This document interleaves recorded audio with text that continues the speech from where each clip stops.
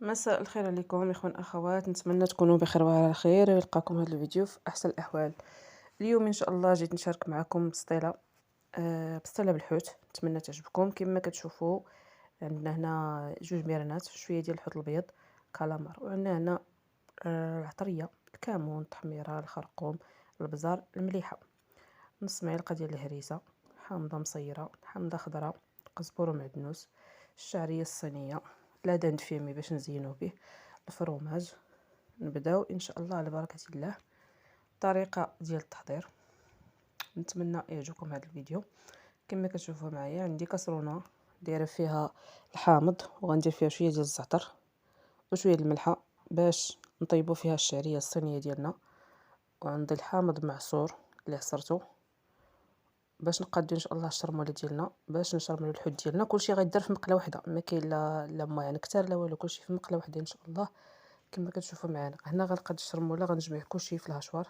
العطريه ديالي، الحامض مصير، الثومه بقشورها، القزبور معدنوس، العطريه، كلشي غادي نطحنوه ونزيدو عليه هذا، نزيدو عليه شويه الزيت صافي، ونبقاو نهزو منه ونقادو ونشرملو الحوت ديالنا. هنا نص حامضه، وملي غادي نخلطو كلشي كنت نسيت هنا الصوص الصوجا ما حطيتهاش. ها هي العطريه ديالنا، كمون، الخرقوم، البزار، التحميره والملحه. هنا قزبره معدنوس بزيد، من الاحسن يكون طري. هنا نسيت ما حطيتش الصوص الصوجا. هذه نص معلقه ديال الهريسه، بالنسبه لي عند الوليدات بلا ما يديرهاش، هي الصراحه كتجي كتنسمها. انا درتها صراحه واخا عندي الدراري الصغار، درت شويه صافي. هي الشرموله ديالنا طحنا، هزناها شويه الزيت، شويه د لاصوص الصوجا، وهنا غنشرمل بها الحوت ديالي. هذا الحوت الابيض كندير ليه لاصوص ديالو، وكنديرو يتشحر طري في الزبده، 2 معالق كبار ديال الزيت. كنشحرها ونحيد داك الحوت وندير حوت اخر على 3 المراحل. كنشحر كلشي كما كتشوفوا معايا. هو الحوت كيتشحر. الشعريه الصينيه درتها باش تسلق في داك الماء، لانني ما عنديش الكروفيت. هذا الحوت هو اللي متوفر باش القشور ديالو نطيب فيه الشعريه. درتها هكذا باش ان شاء الله دير طيب ونصفيوها. هنا راه كتشوفوا الصوص الصوجا يلاه درتها حيت نسيتها في الاول. دابا الحوت ها هو تشرمل. دابا غندير الكالامار حتى هو يتشحر. ما غاديش نطيبوه بزاف، واحد 2 دقائق. من بعد غندوزوه في الهشوار باش ما يبقاوش لينا دوك الطريفات كبار بزاف هكذاك، كيجي زوين. هو الشعريه الصينيه كما كتشوفوا معايا غندي حتى هو يتشحر. والميرنه ديالنا حتى هي نحيدو ليها الراس ونقيوها ونديروها تشحر حتى هي. من بعد ملي كتشحر عندنا كلشي كيكون بارد باش ما تقطعش لينا الورقه كما كتشوفوا معنا. هنا راه حكيت الفرماج، الورقه محطوطه، الشعريه الصينيه بردات. نبداو ان شاء الله في المراحل ديال الجميع ديال البسطيله. هنا دوزت الشعريه الصينيه في الهشوار، كتجي صراحه سهله احسن من الطريقه التقليديه. حتى ملي كتاكل هي كتكون مجموعه في يديك، ماشي بحال ملي كتجر هكذا كيتجروا دوك الخيوط، واخا تقطعيها ما كتقطعش بالطريقه اللي بغات الوقت. اما بهكذا 2 دورات كتجي يا سلام. نفس الحاجه كنديروها الكالامار، كيجي حتى هو زوين. كيجيو فيه تقيطيعات هكذا صغيورين شويه، وكتحكمي فيه في الماكله. هنا كنسم نفس الشرموله كنسم بها الشعريه الصينيه. داكشي اللي كيبان في الشعريه الصينيه هكذاك بحال اللي كحل شويه داك القزبر، لان نفس الهشوار هو فاش طحنته. صافي كنسم كلشي بحال هكذا. وديك الشرموله تبارك الله بقات ليا، زعما واخا درتها شي حاجه قليله، ولكن تبارك الله بقات. درت بها مازال شحال من حاجه. كنحركوها كما شفتوا. كنجيبو عاوتاني الكالامر ديالنا حتى هو راه طايب، كنديروه كنضربوه وحتى اصلا الا كان خاصو شويه راه كيكمل الطياب ديالو في الفران. الكالامار خلاص هو ملي كيكون طايب راه كدير ليه هكذا كيتحل بوحدو، يعني باينه شحال ديال الطياب كيدي. صافي كنطحنو السيبيه ديالنا او الكالامار. كنطحنو ماشي بزاف، غير شويه، غير 2 دورات صافي. نحطوه نفرستو الحوت الابيض ديالنا، خلاص هذاك ما فيه لا شوك لا والو. الميرنه حتى هي كنقيوها بشويه بالنسبه اللي عنده الدراري الصغار يرد البال، حيت كيكون فيه داك الشوك شويه رقيق. صافي نحطوا المكونات ديالنا كاملين كما كتشوفوا معايا. اسمحوا لي في الهضره بزاف، ولكن كنحاول نشرح لكم اشنو كاين. وما تنساوناش من اللايكات ديالكم والتعليق ديالكم. الناس الجداد مرحبا بكم، الناس القدام راكم مالين الدار، شكرا لكم على الدعم ديالكم. كما كتشوفوا معايا هاني غنفرتت هذا الحوت الابيض، خلاص ما فيه حتى حاجه، هذا كيجي نقي فيليه كذا.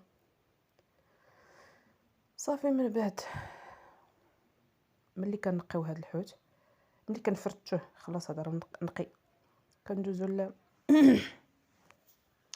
كندوزو للميرنه اللي هي اصلا صاينه، كنقادوها. خلاص الفيديو شارح راسو، ما يحتاج ما نقول لكم. كما كتشوفوا معايا ملي كنقي داك الحوت وكنقلب، يعني حتى لقيته فاش كنخلط كنبقى راده البال ونشوف هادي ونشوف هادي، راكم عارفين كنجمع كلشي في التفصيل. انا جمعت كلشي وكيعجبني نديرها بحال هكذا باش ما تجيش كل حاجه معزوله بوحدها. كاين اللي كيدير شعريه بوحدها، وكاين اللي كيدير مخلط الحوت بوحدو ولا شعريه بوحدها. انا كتعجبني تكون مخلطه باش شي كيدخل في شي، كل واحد كتجي الحاجه قدامه. ملي كتكون الحاجه معزوله بلاصه كتكون فيها بزيت، بلاصه لا، ملي كتخلط هكذا كلشي كيتحط في بلاصه وحده. صافي ملي كنخلطوا هذا الخير، انا كنخدم بيدي. كاينين الناس اللي كيخدموا بالليغات ولا كيقول لك ديري معلقه ولا هذا. حنا كنخدموا بيدينا. خلاص كاع المطبخ المغربي كيتخدم باليد، وطبيعه الحال راه يدينا كيكونوا نقيين، راه حنا كنطيبوا لوليداتنا ولروسنا، يعني ما يمكنش غنديروا واحد الحاجه اللي غضرنا ولا هذا. دابا غنجيو نجمعوا البسطيله ديالنا، هي الورقه ديال البسطيله. كنديروا الزيت وزيت المائده ولا الزيت السيور ولا اللي متوفر مع التحميره، ونديروها. كنديروها الورقه. الصراحه كتجي الورقه مقرمشه احسن من الزبده. الزبده كتكون منديه شويه، اما الزيت لا كتجي مقرمشه هكذا وشاده في راسها. صافي كنبقاو ندهنوا، كنحطوا ورقه وندهنوا، نحطوا ورقه وندهنوا حتى كنسدوا لتحت. من بعد كنعمروا الورقه ديالنا وكنلمطوها اولا كنجمعوها، كل واحد بطريقته. تبارك الله خرجت ليا بسطيله كبيره. صافي ملي كنقادوها كنتقبوها وندخلوها للفران حتى كتحمر من الفوق ومن التحت، ونقدموها بالصحه والراحه. واللي كتوحم تسمح لينا، اللي شهيتي يسمح لينا. خلاص البسطيله ما بقاتش صراحه، ما بقاتش شي حاجه كثيره ولا شي حاجه كبيره باش ما يقدرش اي واحد يديرها. الحاجه يدير بنادم داكشي اللي متوفر عنده في دارو، وهذا الشيء راه ماشي شي حاجه كثيره. ربعه من الحاجه ولا نص كيلو من الحاجه وهو طيب بسطيله لوليداتو في الدار حسن. الا جيتي تاخديها من برا راه تبارك الله، اصلا الحوت غالي، الوقت غاليه، يعني طيح عليه بواحد 500 درهم مثلا. بيتزا هكذا بسطيله ديال 6 الناس ولا 8 الناس، 500 درهم راه ماشي شي حاجه سهله. اللي متوفر يديروا بنادم لوليداتو ويفرحهم. ماشي ضروري نتسناو حتى يكون عندنا ما عرفت اشنو باش ناكل واحد الشهيوه ولا نفرحوا وليداتنا بواحد الشهيوه. داكشي اللي متوفر، جوج انواع ديال الحوت ولا نوع واحد الا جبتو الوقت وعندك في الدار. هنا كما كتشوفوا معايا كندير الفرماج، عمرتها. كندير دابا الفرماج، نديرو بسيطلات صغار ولا بسطيله كبيره ونفرحوا وليداتنا وصافي. مع هاد الغلا اللي كاين دابا راه ما كاينش كيفاش تسنيت توقع شي حاجه ولا حتى تكون شي حاجه. جات فرصه نجمع حاجه ونقضي الغرض. كما كتشوفوا معنا كنجمعوا البسطيله ديالنا. وانا من الناس اللي اش غنقول لكم، ما نقولش لكم ماشي ما كنقتصدش، كنقتصد، ولكن عزيز عليا نجمع الحاجه. مثلا عندي الحاجه ما كنمشيش نضيعها كامله ولا كنطيبها في ماكله وحده ونوض.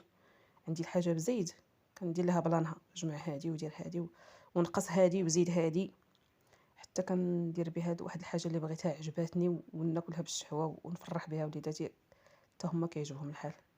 لان كما قلت لكم راه الوقت دابا غلات، واللي عنده الوليدات تبارك الله الله يخليهم ليه، اللي عنده شي حاجه الله يخليها ليه، الله يهديهم ليه. الوليدات كيبغيو ياكلوا، كيبغيو كيشوفوا الحاجه الزوينه. خلاص التليفونات دابا فاضحين الوقت، الحاجه كاع اللي ما عمرهم شافوها كيشوفوها كيقول لك ديري لنا بحال هادي، ديري لنا بحال هادي. هما ما عارفين والو، ما عارفين اللي غالي ولا اللي رخيص. باغيين غير ياكلوا صافي، هادشي اللي عطا الله.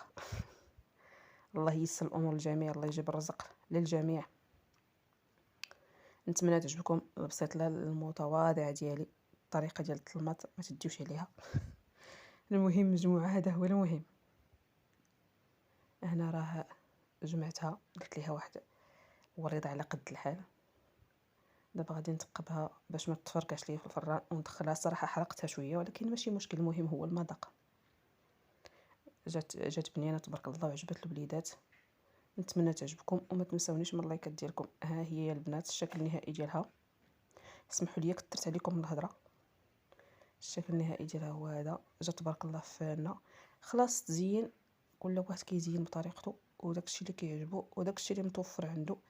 نتمنى تعجبكم وما تنسونيش من اللايكات ديالكم والتعليق ديالكم. شكرا لكم على الدعم المتواصل، والسلام عليكم ورحمه الله تعالى وبركاته.